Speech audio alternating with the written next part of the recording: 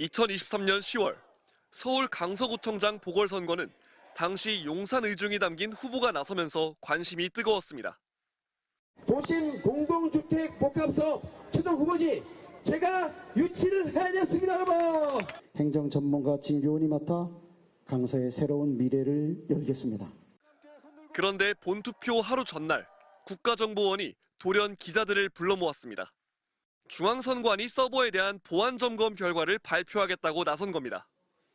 국정원은 투개표 시스템 등의 해킹 취약점이 다수 발견됐다고 했습니다. 또 북한 등 외부 세력이 언제든 공격할 수 있다고도 주장했습니다. 정부기관이 부정선거론을 공식화하다시피 한 발표였습니다. 한줌 음모론자들에게 영합하려 한다는 비판이 잇따랐고 투표일 직전 발표한 것을 두고는 선거 개입 시도라며 고발장이 제출됐습니다. 이에 경찰이 본격 수사에 착수했습니다. 경찰은 특히 김규현 당시 국정원장의 역할과 지시 여부에 주목하고 있습니다. 김 전 원장 등이 선거 직전 보안 점검 결과를 발표하라 직접 지시한 건 아닌지 규명할 방침입니다. 대통령실 개입이 의심되는 정황도 있습니다.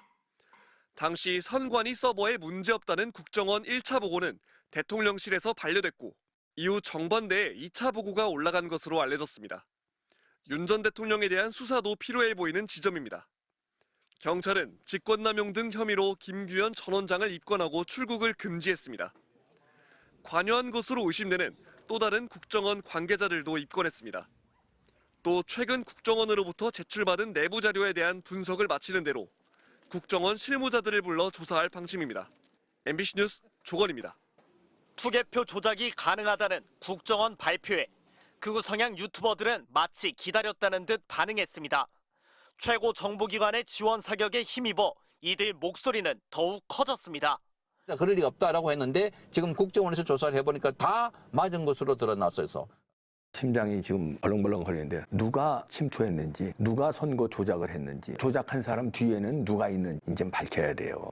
당시 여당도 적극 거들었습니다.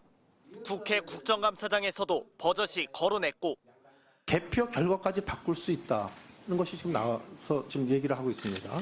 그럼 이거 완전히 부정선거 아닙니까, 이거? 선관위 해킹 등에 대비해 제도 개선을 논의하겠다며 특별위원회까지 꾸렸습니다. 유튜브 클릭 수에 공당의 비호까지 더해지자 확산 속도는 빨라졌고 급기야 대통령 입을 타고 불법 계엄을 정당화하는 핵심 근거로 제시됐습니다. 국정원 직원이 해커로서 해킹을 시도하자 얼마든지 데이터 조작이 가능하였고 말로만 그치지 않고 무력까지 더해졌습니다. 무장계엄군이 처음 들이닥친 곳은 선관위 청사였습니다. 군인들은 선관위 전산 자료를 무단으로 확보하려 했고 부정선거 자백을 받아내겠다며 망치, 야구 방망이 등을 준비해 갔습니다. 야간 당직자 등 5명의 핸드폰을 압수하고 행동 감시 및 청사 출입 통제를 실시하였습니다. 부정선거론의 씨앗이 된 국정원 발표를 두고 용산 개입 의혹이 커지고 있습니다. 국정원장이 다시금 수사 대상으로 전락했는데도 내란 수뇌부는 여전히 음모론에서 벗어나지 못하는 모습입니다. 그 안에 서버에 들어가면 마음 놓고 마음대로 선거 조작이 가능하다는 게 더 충격적이었습니다. 오늘 윤 전 대통령 지지 집회 현장엔 부정선거라고 적힌 깃발이 나부꼈습니다. MBC 뉴스 윤수환입니다.